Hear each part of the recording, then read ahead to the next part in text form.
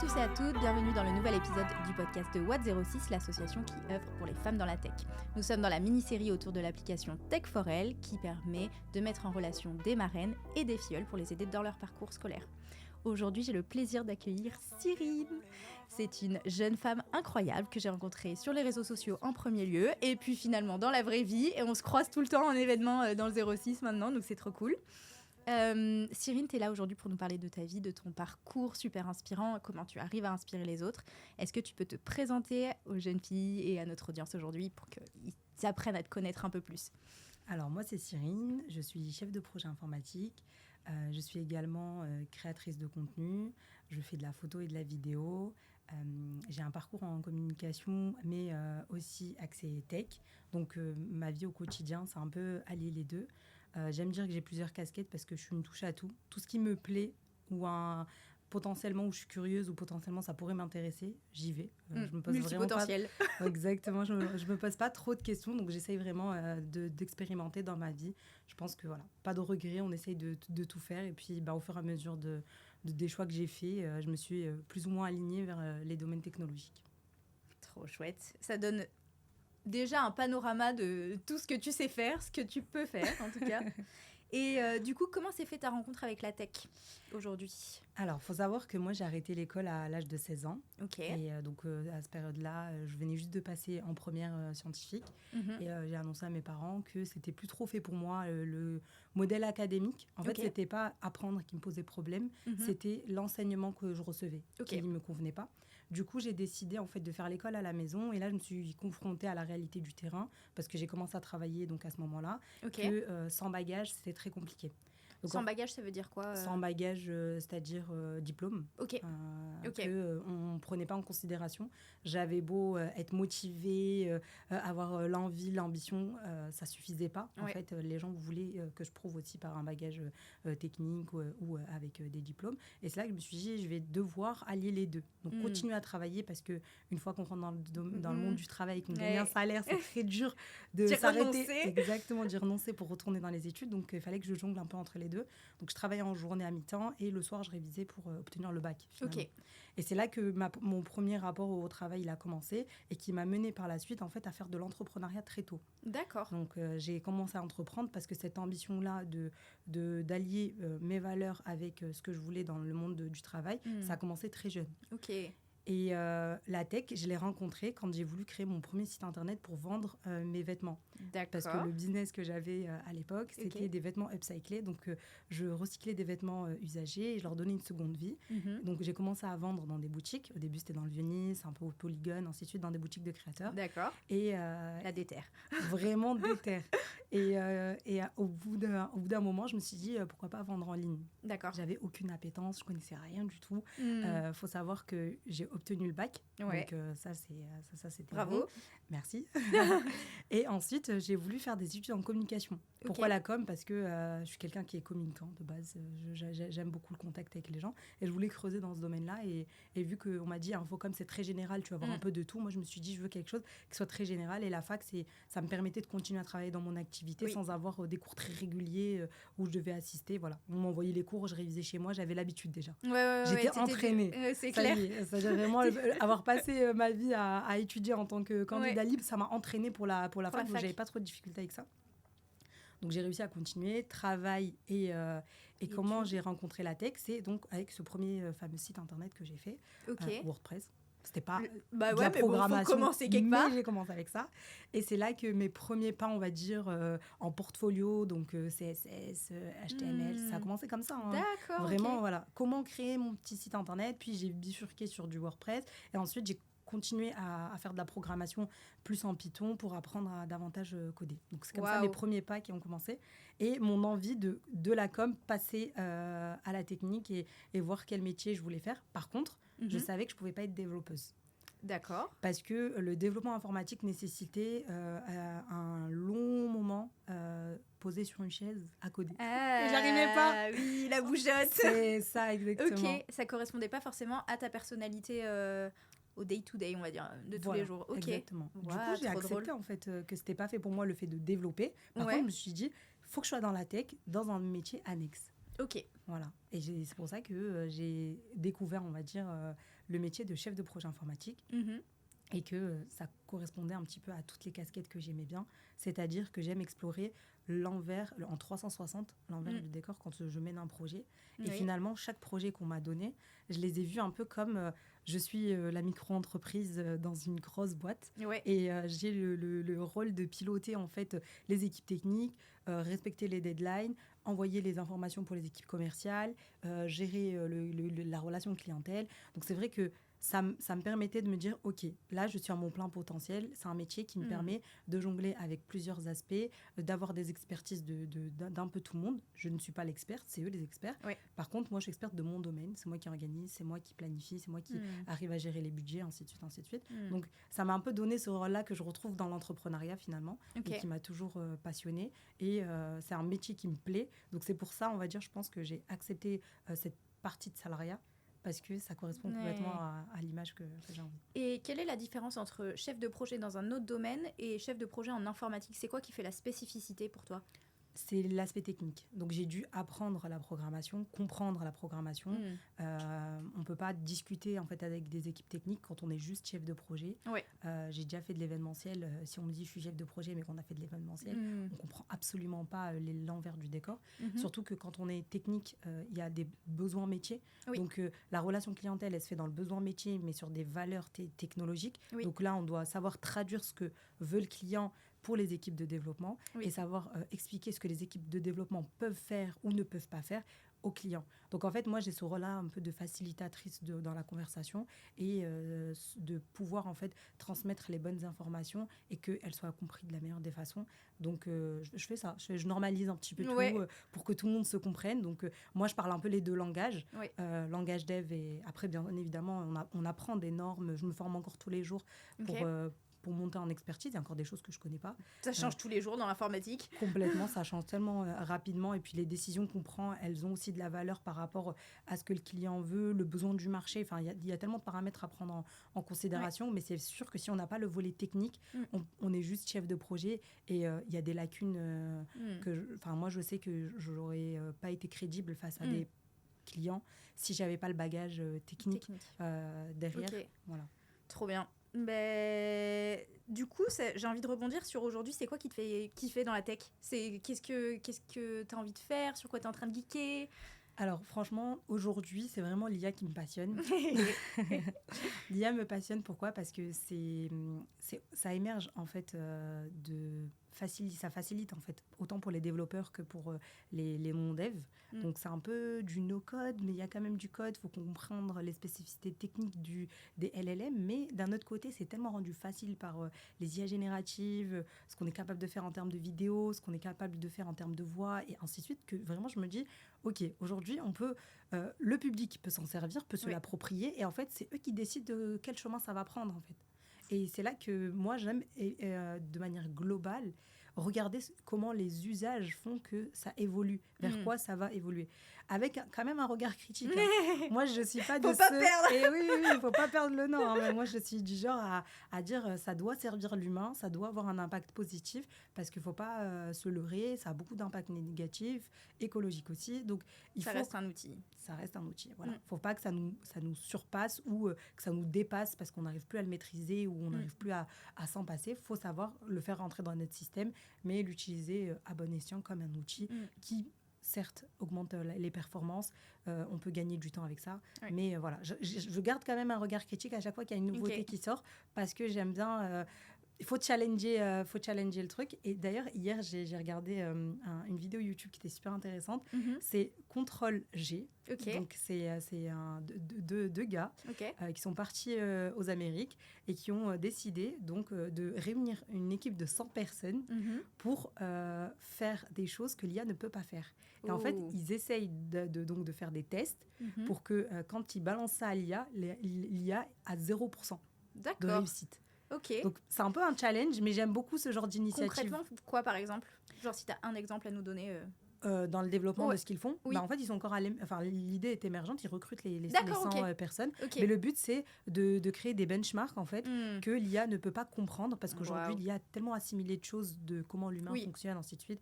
Et puis, aujourd'hui, nous, on donne aussi nos données, parce qu'en l'utilisant tous les jours, on donne nos données. Donc, l'IA nous comprend davantage. Donc, l'idée, c'est de challenger ça. Et j'ai beaucoup aimé l'initiative de vraiment essayer de montrer que les développeurs, aujourd'hui, ont encore leur place. Et cette initiative de dire, OK, 100 développeurs c'est un peu les humains vs l'IA, voilà, en mode fight. En train de me dire. Et ça leur permet aussi de dire, OK, il y a des choses, il y a un benchmark qu'on va inventer, que l'IA ne comprend pas, et quand on va lui demander de faire le test, elle va avoir 0%. Et j'ai beaucoup aimé l'initiative. Voilà, donc CTRL-G. On mettra le lien dans la barre de description. Au moment où le podcast sortira, parce qu'on enregistre quand même il y a un peu dans le passé, pour ceux qui écoutent et regardent, peut-être qu'il y aura des choses qui seront sorties, ça sera fun. Complètement. On ne sait pas où on sera dans 2 mois avec l'IA. C'est vrai. Clairement. Et toi, comment tu te formes ? Tu consommes du contenu, tu regardes, tu expérimentes. C'est quoi ta méthode ? Alors, moi, je suis une femme d'action. J'ai beaucoup de mal avec le fait de ne pas essayer par moi-même. Donc, je vois quelque chose, je tente, je sais, je regarde un petit peu, je fais mes petites recherches par moi-même et tout. J'aime bien écouter les conseils des autres, mais c'est vrai que quand à force de consommer du contenu par rapport à des sujets, on se sent un petit peu, enfin pas obligé, mais on se sent un peu orienté dans la manière dont on pense. Et voilà, et moi j'aime bien garder c'est mon propre avis. Voilà. C'est pour ça que le hot take des Cyril. Ouais, exactement. Donc ça veut dire que j'apprends quelque chose de nouveau, mais je me dis ok. C'est bon, maintenant je sais que ça existe, je vais d'abord regarder par moi-même, me faire mon propre avis, après regarder ce que les gens en pensent et moi avoir mon propre regard vis-à-vis de ce qu'ils disent. Donc généralement je fonctionne comme ça. Et de toute façon, que ce soit avec les outils, les IA, il faut se faire son propre avis, même les outils techniques. Moi je fais du système d'information, donc relier plusieurs systèmes entre eux, savoir comment les coordonner, savoir surtout comment harmoniser le tout, parce que quand on utilise plusieurs outils, ça peut freiner parfois dans des équipes, donc les process doivent être revus, faut pas rester figé. Donc j'accepte aussi que j'ai tort, et quand les équipes me disent ce que tu as mis en place, ça ne va pas, ça marche pas, j'accepte et j'essaye de vite rebondir pour faire autre chose, parce que si ça bloque trop longtemps, c'est pas une équipe qui va en pâtir, c'est les équipes derrière, enfin il y a plusieurs équipes. Donc voilà, j'essaye de vraiment être flexible et adaptable dans la mesure du possible, de ce qui est possible de faire. Donc, j'essaie de rester réactive. Et je pense que ça fait ma force, le fait que j'arrive à m'adapter assez rapidement à plusieurs environnements différents. Clairement, être adaptable dans notre monde, c'est clé. Ça, c'est clair. Et du coup, tu nous as parlé au début de ton autre casquette, qui est celle d'influenceuse et créatrice de contenu. C'est ça. Est-ce que tu peux nous en parler ? Ce que tu fais ? Quel est le type de contenu ? Sur quelle plateforme ? Et comment tu arrives à allier toute cette vie avec le reste ? Alors, j'ai commencé à créer du contenu quand j'étais en master. Parce que j'avais envie de partager mon quotidien. Donc à la base, c'était juste, je partage mon quotidien d'une fille qui veut faire de la tech, qui est passée de la com à la tech. Et c'était un peu pour documenter ce que je faisais. Donc au début, j'avais mes amis, ça commençait à monter un petit peu comme ça. Donc les gens ont commencé à voir qu'est-ce qu'elle veut faire. Elle faisait des vêtements, on l'a connue comme ça. Puis maintenant, elle est plus dans la communication, elle fait plus ses photos et ses vidéos, même si j'ai continué à faire de la photo et de la vidéo. Mais j'en parlais peut-être un peu moins et j'ai commencé à parler du coup plus de mes études et de mon parcours. Et c'est vrai que le terme d'influenceuse, parce que c'est pas ce que je recherche. Je cherche pas à influencer les gens, moi je veux les impacter. Donc j'ai un regard différent vis-à-vis des réseaux sociaux. Donc je crée du contenu parce que je veux impacter les gens dans leur manière de voir les choses, et notamment dans le fait qu'il est possible d'aligner sa foi, ses valeurs, sa notoriété, on va dire, sur les réseaux sociaux, et pouvoir du coup évoluer dans des domaines technologiques où peut-être parfois on voit pas assez de femmes, et on voit pas assez de femmes musulmanes qui portent le voile, ainsi de suite. Et donc j'avais cette représentation. Après, je suis pas j'ai pas ce rôle modèle, mais on me l'a un peu attribué aussi. Donc moi j'ai pas cherché à l'avoir, je voulais juste montrer mon parcours. Et c'est vrai qu'on m'a dit c'est trop bien ce que tu fais, je savais pas qu'on pouvait le faire. Et c'est là que ça a commencé. Je me suis dit ok, il y a un créneau là. Il y a un créneau, parce qu'il y a des personnes qui ont besoin de représentativité. J'en fais partie de ces gens qui ont besoin de représentativité. Et je suis inspirée par énormément de femmes. Et j'avais besoin d'être aussi inspirer d'autres femmes également dans ce que je fais et leur montrer que c'est possible d'allier tout ça en même temps. Donc, c'est mon petit combat de tous les jours. Donc, c'est pour ça que j'aime beaucoup créer du contenu. Ça allie aussi la passion que j'ai pour la photo et la vidéo, mais je le fais à ma manière en créant du contenu et en parlant de plein de sujets différents. Donc, je ne suis pas que axée tech, même si je parle plus de tech qu'autre chose, mais je parle aussi de beaucoup de mindset. Le bon mindset qu'il faut avoir, ça, c'est super important. J'estime aujourd'hui que ça fait partie de mon travail aussi, parce que quand on est chef de projet, on parle à des humains. Les humains, ils ont parfois des coups de mou, même nous, on peut avoir des coups de mou. Oui. Donc, savoir raviver la flamme, fédérer, leur dire qu'il ne faut pas lâcher à certains moments. Par exemple, il nous est déjà arrivé d'être en crise face à des clients parce que voilà, le module qu'on voulait présenter, il n'était pas prêt. Il faut savoir gérer les situations de crise. J'ai appris sur le tas, parce que moi aussi, au début, je me suis loupée plein de fois. Ça s'est mal passé avec les clients, c'est normal. Ouais. Mais on apprend, on réitère jusqu'à ce que ça fonctionne. Et parfois, ça marche très bien parce qu'il y a des clients qui signent avec nous parce que notre gestion de crise, elle est cool. Ouais. Ils nous disent, OK, vous êtes restés soudés, il n'y a personne qui s'est éparpillé. C'était peut-être pas votre responsabilité, mais vous avez endossé la responsabilité. Et cet état d'esprit-là plaît aux clients, nous plaît à nous, parce que finalement, on arrive à rester soudés en tant qu'équipe. Et puis, derrière, on voit très bien que avoir le bon mindset, ça permet aussi de fédérer les bonnes personnes autour de nous. Et l'entourage, on sait à quel point c'est important. Ah oui, carrément. Ok, et est-ce que tu peux nous parler un peu plus, du coup, des plateformes que tu utilises aujourd'hui ? Quel est le type de personne qui te suit, justement ? Et quel est l'impact que tu as sur les gens ? Alors, moi, je suis sur Instagram en premier lieu. Après, j'ai commencé à créer du contenu sur LinkedIn, donc c'était mon deuxième réseau. Et aussi sur TikTok, il y a un peu moins d'un an, TikTok. Voilà. Okay. Donc, j'ai commencé à créer du contenu sur Instagram, plus orienté parcours de vie. Sur LinkedIn, plus orienté business. Okay. Mais j'aime bien faire du storytelling sur ma vie aussi. Et sur TikTok, c'est un peu plus fun. Je me casse un peu moins la tête. Je balance tout ce que je veux. Voilà. Okay. Donc, ça différent. Vidéo, post, tu vidéo, fais des mix carousel, de tout ? Je fais vraiment de tout. Okay. Je ne reste pas sur un format spécifique. Parfois, j'ai des stratégies, parfois, j'en ai pas. Ça dépend du temps. Étant donné que j'ai fait plusieurs choses dans ma vie, que je fais du freelance, que je suis en CDI et qu'en même temps, je crée du contenu, j'essaye de m'adapter un petit peu à tout ça et de pas de me mettre une grosse pression en termes de stratégie en me disant « Ok, ta stratégie, celle-là, si tu te loupes, tu peux pas continuer comme ça. » Non. Vraiment, je suis flexible avec moi-même, ce qui était très dur au départ parce que j'étais très dure avec moi-même. C'était quand je respectais pas mes propres deadlines. Je me disais, mais tu peux pas, tu t'es engagé à faire ça, il faut absolument que tu t'y tiennes. Donc là, je suis beaucoup plus souple. Et mon rapport au réseau, il est un peu plus détendu. Donc, j'impacte à mon rythme, tranquillement. Ça prendra le temps que ça prendra. Et je suis plus dans cette course à l'effectif parce que ma vie et ce que je fais au quotidien a autant d'importance que ce que je fais sur les réseaux sociaux. Donc, j'ai envie d'équilibrer les deux. Et ça rejoint en fait cet alignement que je veux.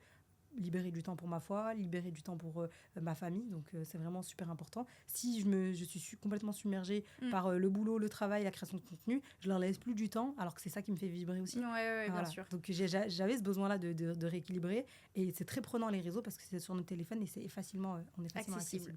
Voilà. Donc, on peut ne pas lâcher du tout. Donc, j'aime bien faire cette eau-là à moi-même et me dire, OK, là, tu te détends. Tu vas partager au moment venu. Les gens, de toute façon, ceux qui te suivent, ils te suivent. Parce qu'au début, quand je parle des abonnés, j'étais affolée. Pourquoi ils partent ? Qu'est-ce que j'ai fait de mal ? Alors que là, maintenant, ça va. S'ils sont plus là, c'est OK. Il y a d'autres personnes qui me verront et puis parfois, ils reviennent et puis ainsi de suite. Le plus important, c'est que quand je reçois des messages de personnes qui me disent « Trop bien, j'aime trop ce que tu fais » ou quand j'arrive à faire des connexions entre des individus. Quand je vois deux filles qui viennent d'une autre ville complètement différente, mais qu'elles veulent travailler sur le même poste ou des projets plutôt similaires et que moi, j'arrive à faire connexion, synergie avec des gens, je me dis, c'est incroyable. T'es l'entremetteuse des femmes dans la tech. Vraiment. Ah, c'est génial. Ça me fait super plaisir parce que je me dis, là, j'ai réussi à faire quelque chose de plus grand que moi. Et c'est grâce aux réseaux sociaux parce que ça permet de faire des connexions avec des gens qui sont à l'autre bout du monde ou même à l'autre bout de la France. Et de me faire connaître aussi dans plusieurs villes de France. C'est-à-dire qu'aujourd'hui, sur mes statistiques, c'est pas à Nice où je suis le plus connue. C'est entre Paris et la Belgique. Ouais, que mes stats sont plus élevés. Donc, j'ai plus de soutien là-bas que j'en ai dans ma propre ville. Et c'est génial aussi parce que je me dis, c'est cool. C'est-à-dire qu'il y a des filles d'un peu partout qui me suivent et qui ont envie de voir où est-ce que je peux les emmener avec moi. Et je pense qu'on fait naître des vocations en montrant aussi qu'il est possible d'y arriver qu'il est possible de faire des choix qui permettent de donner un pourcentage à chaque aspect de notre vie. Donc, pas avoir des choix radicaux entre soit le travail, soit les valeurs, soit la tech, soit autre chose. Non, on peut tout allier dans une vie. Et il faut juste se faire confiance, avoir le bon mindset et partir vraiment avec cette idée que c'est possible. Sinon, si on part déjà avec l'idée de se dire je ne sais pas trop, voilà. C'est vraiment, ça rejoint vraiment les valeurs de Watt 06. On en a parlé dans les épisodes précédents avec l'équipe. C'est que chez Watt 06, la plupart ont de multiples casquettes aussi. Elles ont le travail, elles sont mamans, elles allient d'autres activités à côté. Et c'est vrai que c'est quelque chose pour nous qui est important, la partie rôle modèle. De se dire, en fait, avoir des représentations, ce que tu disais tout à l'heure sur la représentativité, d'avoir des personnes auxquelles tu peux t'identifier, c'est très très fort en tant qu'adolescent et même plus tard dans la vie de femme adulte. Donc clairement, les réseaux sociaux sont une force pour ça et c'est pour ça qu'on est là aujourd'hui dans ce podcast.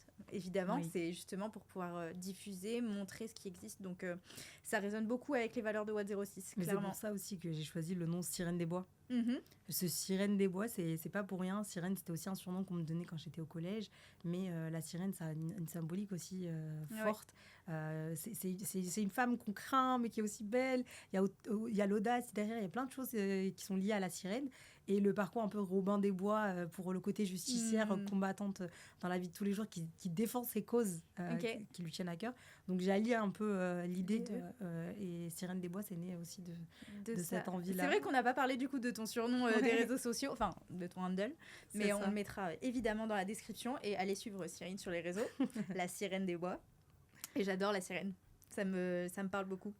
Ça parle à beaucoup de femmes, je pense que c'est pour ça aussi que le nom est facile à retenir. Quand les gens ne retiennent pas mon prénom, généralement ils retiennent Sirène. Ouais, c'est vrai. J'avais envie de savoir un peu pour toi, en quoi c'est important d'aller à des événements tech, parce qu'on se croise souvent dans différents types d'événements, différents formats. Là, dernièrement, tu es allée à Adopt AI à Paris.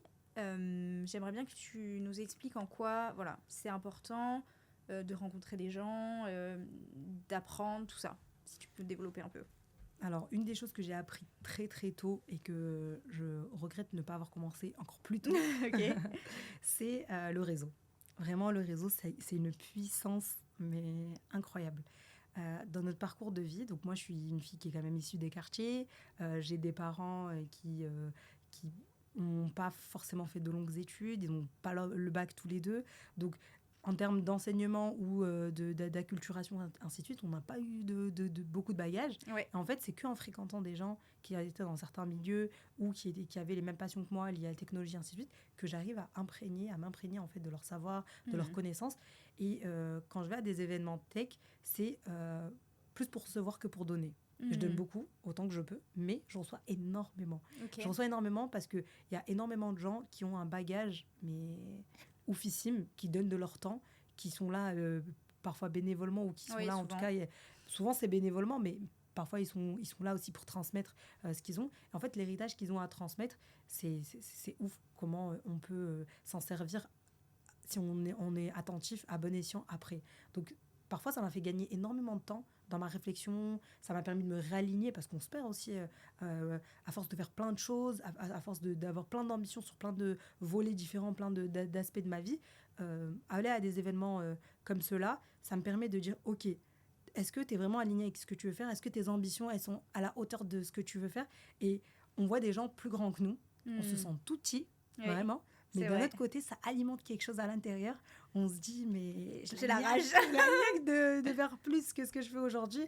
Et c'est tellement motivant et gratifiant qu'au final, encore une fois, j'en repars avec beaucoup plus de ce que je prends que ce que je donne. Et c'est pour ça que j'aime beaucoup aller à ces événements-là. Ça me permet de faire des rencontres incroyables. Moi, je suis quelqu'un qui fait du lien et garde du lien sur du long terme.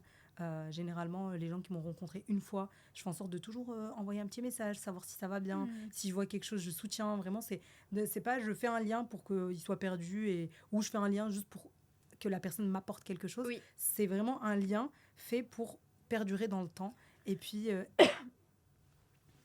suivre l'aventure tous ensemble sur qu'est-ce qu'on va devenir. Et puis si un jour mon coup de main peut être là, bah, c'est la bienvenue. Et si je peux en retour faire quelque chose, voilà. C'est vraiment... ça m'a apporté beaucoup et le réseau, c'est super important. Et pourquoi je regrette de ne pas avoir commencé très tôt ? Ouais. Parce que je suis rentrée très tôt dans le monde du travail et qu'au début, je ne réseautais pas du tout. D'accord. Je faisais ce qu'il fallait, je rentrais chez moi. J'étais dans le rôle d'exécutant, vraiment. Et c'est l'entrepreneuriat qui m'a fait comprendre que le réseau, c'est la force. Okay. Parce que quand on n'a pas de visibilité au départ, quand on n'a pas de contact, c'est un frein énorme à la croissance. Alors que quand j'ai commencé à réseauter, que les gens commençaient à me connaître et que j'ai commencé, bah, j'ai des mentors. Par exemple, là, j'ai fait le Startup Weekend. Oui. Des mentors qui m'ont suivi en 2019. Wow. Je suis mentor à leur côté aujourd'hui. Ouais. Et ils me disent, mais on est fiers du parcours que t'as fait. La boucle est bouclée. Et la boucle est bouclée. Donc, avoir été mentorée il y a 6 ou 7 ans de ça, être mentorée à leur côté aujourd'hui et qu'on me dit, ben, c'est génial ce que tu fais et on te suit et on kiffe, ben, c'est hyper valorisant. C'est valorisant. Ouais. L'importance du mentoring, justement. Est-ce que toi, aujourd'hui, t'es mentor ? Alors, ça rejoint du coup l'application Tech4L et le fait d'avoir des marraines. C'est un peu différent en termes de mentoring, marraine, d'accompagnement. Mais c'est quoi pour toi la valeur ajoutée ? Alors, il y a énormément de valeur à être mentorée. Moi, dans mon parcours, j'ai toujours demandé de l'aide. Toujours. Okay. Quand j'ai voulu faire des études, j'ai demandé. Quand j'ai voulu aller dans l'entrepreneuriat, je me suis fait aider. Il y a plein d'organismes, plein d'incubateurs, plein d'accélérateurs. Il y a énormément de choses qui sont mises en place pour les entrepreneurs. Et je me suis toujours fait accompagner dans ce que je voulais faire. Et ça m'a beaucoup facilité parce qu'on gagne des années en ayant les expertises de personnes qui font ça depuis plus longtemps que nous. Oui. Voilà. Donc, avoir des conseils avisés sur le secteur actuel, ça me fait gagner du temps que faire des recherches par nous-mêmes. Moi qui étais habituée tout faire par moi-même, à vouloir avoir mon avis sur tout et vraiment être dans ok, je teste, je vois, est-ce que c'est... Ça me permet en fait de me dire ok, là, tu as des experts face à toi, écoute. Donc, vraiment, il y a cette envie de prendre ce qu'ils ont à me donner et de le mettre en application ensuite. Et pas de foncer dans le tas. Tête baissée et de rester peut-être sur une voie qui n'est pas correcte ou pas faite pour moi, ainsi de suite. Ce qui me permet de relever la tête et de dire, regarde tout le panel qui s'offre à toi. Fais un choix qui va dans la capacité du premier step. Parce que moi, ce que j'ai tendance à vouloir aller... voilà. Alors que ce n'est pas forcément ce qu'il faut. Vraiment y aller en étapes et d'avoir plutôt ce côté discipline que motivation. Je suis motivée à l'instant T, je fonce plutôt que d'avancer petit à petit. Les mentors, ça permet vraiment de faire ça. Donc moi, à mon retour, ce qu'on m'a enseigné, je l'enseigne aussi. Vraiment, c'est vraiment perdurer les enseignements que j'ai reçus. Donc j'ai des mentors sur le côté religieux, j'ai des mentors sur le côté business, j'ai des mentors sur les aspects de ma vie, c'est mes parents. Et vraiment, ça me permet de prendre d'eux et de mettre en application sur ma vie au quotidien. Et je pense que ça valorise un peu tout le travail que je fais et ça me permet de ne pas me perdre, justement, parce que sur chaque sphère de ma vie, dès que je vois un relâchement ou que je me sens perdue, je vais les voir et ils m'apportent de la clarté. Vraiment, m'apportent de la clarté. Je pense que c'est intéressant d'avoir aussi un œil critique, de bien choisir les personnes qui nous mentorent. De prendre ce qu'il y a à apprendre, aussi de dire des fois, en fait, ça, peut-être pas. C'est pas la voie de la sagesse absolue, des fois, les mentors, faut savoir aussi être critique. Mais c'est vrai que ce que tu dis en tant que jeune fille, le fait que tu aies posé des questions sur tes études, ça va peut-être résonner avec les jeunes filles qui nous écoutent aujourd'hui, d'oser, de poser des questions, même des questions qui semblent peut-être débiles, parce qu'il n'y a pas de questions débiles. Même des questions de base. C'est vrai que quand je repense à la moi de 15 ans, 16 ans, je ne savais pas du tout ce que c'était que le métier d'ingénieur. J'étais complètement perdue. Concrètement, je ne savais pas à quoi ça ressemblait, tu vois. Oui. Donc, et c'est vrai que je n'avais pas forcément non plus de mentor. Donc, l'application Tech4L, elle est aussi là pour un peu pallier à ce gap. De pouvoir accompagner justement et inciter les jeunes filles à poser des questions le plus possible, en tout cas. C'est super important parce que moi, si je me rappelle, quand j'étais jeune, je savais ce que je voulais faire et pourtant, j'ai absolument pas fait ce que je voulais. Ah, trop drôle. Vraiment. Okay. C'est-à-dire que moi, je vais être soit médecin, soit travailler dans l'humanitaire, soit... en tout cas, je voulais quelque chose j'étais complètement dans le social. Je le fais, d'une part, parce que voilà, c'est un peu... Je donne de ma personne quand je suis sur les réseaux, mais je le fais différemment. Réseau social. Réseau social, pas comme social. C'est exactement ça. Et je le fais un peu différemment, mais je n'ai pas perdu ma flamme quand j'ai bifurqué. J'ai accepté ce choix-là. Par contre, ce que j'ai pas accepté, c'est le choix de mes parents de me dire tu dois aller dans tel ou tel métier. Parce que souvent, nos parents, ils nous conseillent ce qu'ils pensent être le mieux pour nous. Évidemment. Voilà. Et c'est pas forcément ce pourquoi on est fait. Donc, eux, ils ont une vision très linéaire des métiers qui existent. Oui. Et en fait, ils connaissent pas les petites briques de la pluralité des métiers qui existent dans un domaine d'activité. Moi, aujourd'hui, mes parents ne comprennent pas ce que je fais. Oui, non mais... Ils ne savent pas ce que je fais. Oui, c'est-à-dire que si on leur pose la question, je suis ingénieur. Oui. Voilà, c'est parce que c'est un mot simple, qui est clair pour tout le monde, dans l'esprit de tout le monde. Donc, s'ils disent qu'est-ce qu'elle fait ma fille, elle est ingénieure. Par contre, quand je rentre dans oui, mais je fais pas que ça, vous savez, je pilote, j'ai aussi le côté un peu business et tout. C'est un peu trop compliqué pour eux, donc voilà, j'accepte qu'ils disent ingénieur. Voilà. Bien c'est sûr. pas dévalorisant, mais non, mais c'est pas exactement le cœur de mon métier. Ouais. C'est vrai que on en a aussi parlé dans les épisodes précédents. L'ambition de Tech4Elle, c'est aussi de donner la chance à certaines jeunes filles qui n'ont pas le bagage ou le côté familial, le support et la connaissance dans leur famille, en tout cas dans leur entourage, pour les aider. Et donc essayer de ramener un peu plus d'égalité des chances en termes de parcours. Mais c'est un hot take que j'ai. Pour moi, l'égalité des chances n'existe pas, mais c'est un autre sujet, c'est un autre débat. Est-ce que tu veux nous raconter quelle est la suite pour toi ? C'est quoi tes ambitions du coup avec tout ça ? Alors moi, j'ai pour ambition de viser le monde. Non, je vais contrôler le monde, je serai la maîtresse du monde.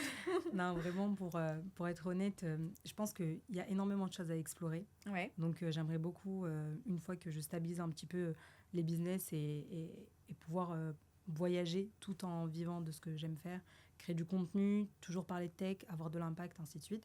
Et le faire aussi dans d'autres pays, ça serait génial. Ouais, Digital nomade. Digital nomade, Next avec toujours cette vision d'impact, toujours cette vision de mettre les femmes aussi, de valoriser les parcours féminins. Okay.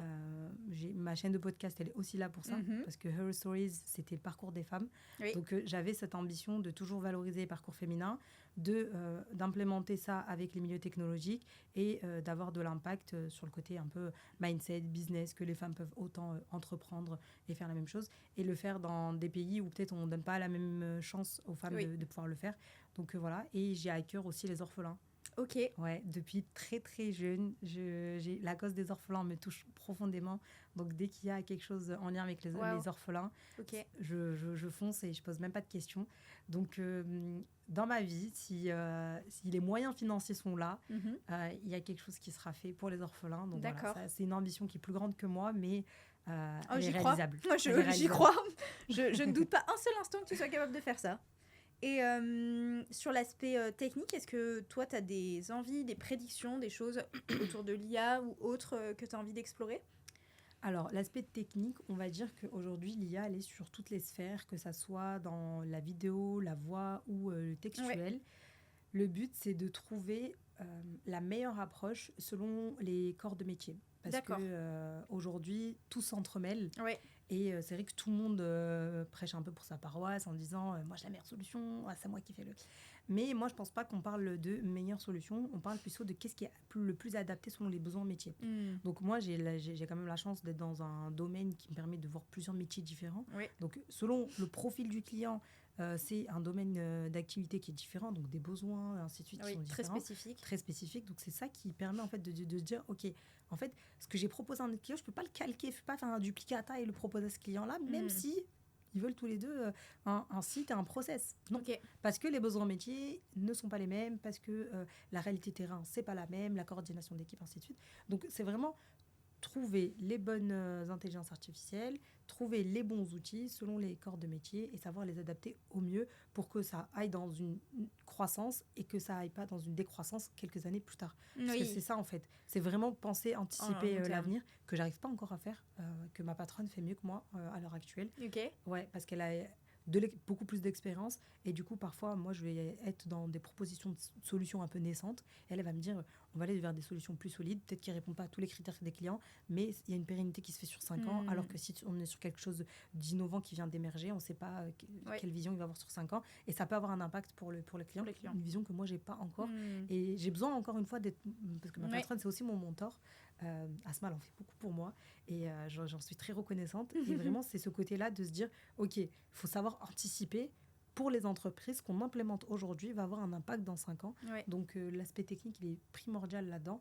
Les intelligences artificielles évoluent énormément et nous, on doit maîtriser ça, vraiment, pour que quand on fasse des implémentations, elles ne soient pas obsolètes au bout de quelques mois. C'est ça qui serait dommage et que les gens doivent toujours être dans le surinvestissement, ce qui peut faire couler des boîtes aujourd'hui. Et on sait combien déjà les entrepreneurs, ils ont du mal à tenir le coup et à sortir la tête de l'eau. Si nous, on leur rajoute en plus... Voilà, c'est pas le but. Moi, je veux pas surmener sur de l'intelligence artificielle. On essaye vraiment d'avoir une vision humaine. On se dit, OK, on répond à des problématiques actuelles et quelles vont être les perspectives de cette évolution sur du court terme, parce qu'on n'arrive pas à se projeter comme avant. On faisait des planeurs sur des 5-10 ans. Aujourd'hui, c'est très compliqué. Surtout sur la technique, c'est très compliqué. C'est vrai que, même moi aujourd'hui, en tant que développeuse et ingénieure, il y a des jours où je me sens dépassée par tous les nouveaux trucs qui arrivent et de me dire, mais j'ai même pas eu le temps d'explorer le truc d'hier, qu'il y a le nouveau truc qui vient de sortir. Bon, en termes de LLM, mais pas que. Oui. Clairement. Ok, trop intéressant. Franchement, je suis trop curieuse de savoir comment ça va se passer pour l'IA, comme un peu tout le monde, je crois. Hein, mais... Tout le monde, ouais. Les grands CEO qui étaient là à Adoptia, ils disaient la même chose. Ok. Eux-mêmes étaient sur un aspect... On a eu beaucoup de fails dans nos entreprises. Ouais. On parle de PDG avec plusieurs milliers de salariés qui disaient on a beaucoup de fails pour avoir une réussite. Donc, ils sont conscients que même en interne, ce qu'ils essayent de développer, ça demande beaucoup d'énergie humaine, ça demande beaucoup de data. Donc, aujourd'hui, la data, elle est au cœur de tout. C'est vraiment le nerf de la guerre. Donc, il y a aussi cette valeur de, OK, il y a l'argent, il y a le budget, mais la data compte énormément aujourd'hui.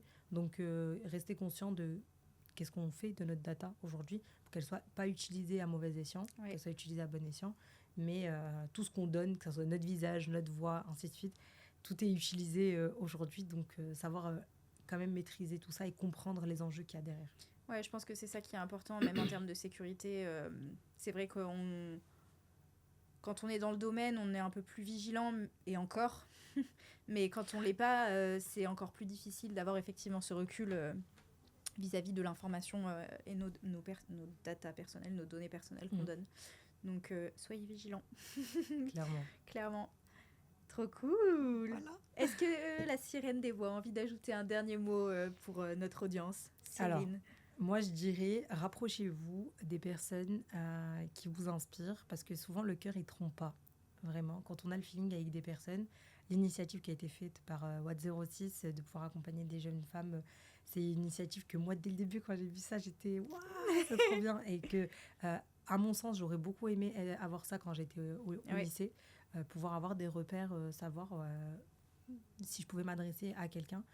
Il y a beaucoup de gens qui vont essayer de nous faire changer d'avis ou de nous dire que ce qu'on fait, c'est pas bien, nous dire qu'on n'est pas à la hauteur de ce qu'on fait. Faut travailler son mindset, ses valeurs intérieures. C'est quelque chose qui est super important, qu'on a du mal à faire quand on est jeune parce que, voilà, justement, les émotions nous surpassent, on se sent dépassé par beaucoup de choses, ce que je comprends. Mais la vie nous enseigne pas mal de leçons et puis il faut se faire confiance à soi d'abord et poursuivre vers des voies. Si on sait que ce qu'on veut faire, ça mérite qu'on continue, alors il faut foncer. Merci. Avec plaisir, merci à toi. Merci d'être venue. Ben voilà, c'est la fin de cet épisode, de ce petit entretien avec Cyrine. J'espère que vous avez apprécié. N'hésitez pas à laisser 5 étoiles sur votre plateforme d'écoute préférée. Cœur à tout le monde. Un petit commentaire sur YouTube, un petit like. Et puis téléchargez l'appli Tech4Elle. La V2 est sortie normalement à l'heure où ce podcast est en ligne. L'appli est disponible sur iOS et sur Android, donc pas d'excuses. Et n'hésitez pas à vous connecter avec nos marraines. Ciao, ciao. Tu connais les chemins de traverse avec ton look de surfeuse. Sous le soleil ou l'averse, tu paraissais tellement heureuse. On voulait juste se perdre, on sait très vite il est terne. La confiance comme remède, que du lova, pas de gêne. Visage contre visage, dans le sirocco, le paysage s'anime. Image après image, dans les airs beaux, je me sens loin de ma ville.